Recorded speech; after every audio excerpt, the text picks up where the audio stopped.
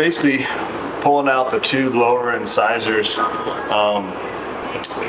Started doing it last year, sending them off to the lab, and it's pretty cool. I mean, it's the only true way to get an age, and especially an animal like this. I mean, this is the first time I'd ever seen one in real life, you know, on the hoof. So it's hard for me to age, but it's the only definitive way. You know, these animals don't come with birth certificates.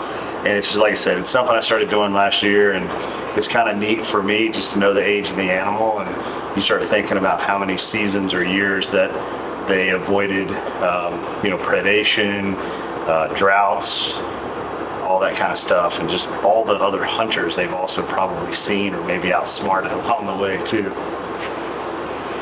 So basically, you can take, like I'm using this Cold Steel Recon, and I'm able to just get in here and cut down in between these two lower incisors. And once you get in there, then you can kind of wedge a little bit. Just be careful not to break the tooth, because the lab, they actually want a lot of the root. And that's the root of the tooth is where they'll do their aging from.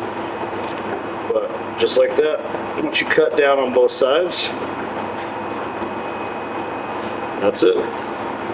Ready to go.